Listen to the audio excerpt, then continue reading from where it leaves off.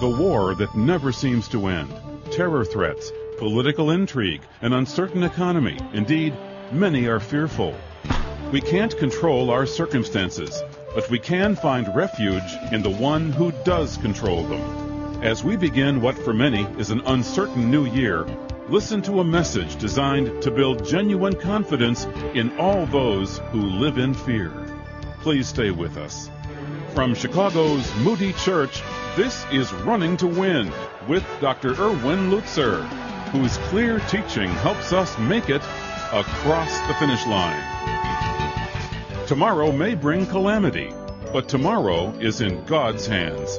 With a message of confident hope, here is Dr. Lutzer to speak on living with fear and winning. We're told today that there are 5 or 6 fears. And actually, I have to say that probably every one of us has at least one fear and maybe 2 or 3 fears. Oh, the list could include such things as fear of rejection. It's amazing what people will do to be accepted because we fear rejection from friends, maybe even from a spouse. Young women sometimes marry unwisely because they fear that they may go through life without a husband. And that kind of rejection sometimes brings about unwise decisions. I know it's been said 1,000 times, but I'll say it 1,001. It is always better to want what you don't have than to have what you don't want. You remember that? And we have some testimonies of that right over here. We could open the mic and we could hear it directly. Secondly, there's fear of poverty, economic uncertainty. Fear that we won't have enough to live, that we'll be thrown out on the street, that we'll lose our houses or our condos because we're losing our jobs. Fear of loneliness. Imagine being in a nursing home and nobody visits you and you're just there alone, just you and Jesus. Imagine the loneliness and the sense of rejection. Fear of sickness. I know someone whose wife would not go to the doctor because she feared that the test would reveal something.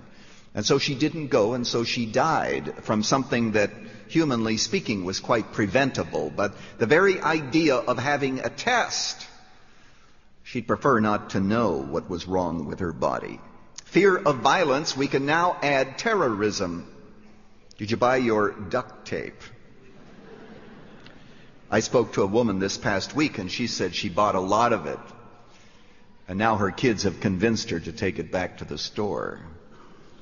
Terrorism, biological weapons, chemical weapons. We hear about the possibilities that are so horrendous that if that happens, I think we'll just want to just say, Lord, here we come. Let's not try to figure all this out. What about fear of death? That's a biggie. Fear of death. Martin Luther liked to tell the story about a Turkish army officer who promised his soldiers that if they died in a war that day, they would go directly to sup with Christ in heaven by evening. So many of them went and some of them died. And some of them who lived came back and said to the officer, well, why didn't you go into the battle and get killed so that you could sup with Christ this evening? He said, well, I can't do that because I'm fasting today. Fear of death. Now, I want us to know that the answer to the problem of fear is a new understanding and a fresh understanding of God. That's where it lies. And it's because of some misconceptions of God, we sometimes find fears that are coming into our lives that would not have to be there if we just understood God a little better. King David, before he was the king, was hounded by King Saul. He was running from cave to cave. 10 long years this harassment continued, and Saul intended to kill David, and David was running, and actually he not only ran, but it so destabilized him mentally. This is King David. It so destabilized him mentally that he actually ended up joining the Philistine army, the army of the enemy, for a peace. It's amazing what harassment and fear can do, and you continue to run. And that's what was happening to David, and it can happen to us. But the psalm that I've chosen today is one in which David got his sights straight. It's one in which he offers up hope because he's thinking biblically about God. Let's put it that way. Psalm 27. Psalm 27 is the psalm, and it was written when David was fleeing from Absalom, or rather, I should say, from King Saul. That's where most scholars place it. And as a result of that, you find that David here is rejoicing in God, and he mentions at least 4 different blessings that come to those who are in distress. Are you in distress today? You've got 4 blessings coming your way, and I want you to grab hold of all of them and walk out here today with all of these blessings safely tucked in your mind and heart. That's the agenda. First of all, what David says is, he says, "The Lord is my light and my salvation. Whom shall I fear? The Lord is the stronghold of my life. Of whom shall I be afraid?" You know what a stronghold is. If you've been to Israel, you go to Masada. That's a stronghold. Huge mountains, steep cliffs. There's no way that you can scale those heights. And what happened is the Jews were able to hold out there as long as they had food and water for years, and nobody could get to them. That's the stronghold. God is our stronghold, and we are in God. Now David goes on and he says some things that you and I can't say.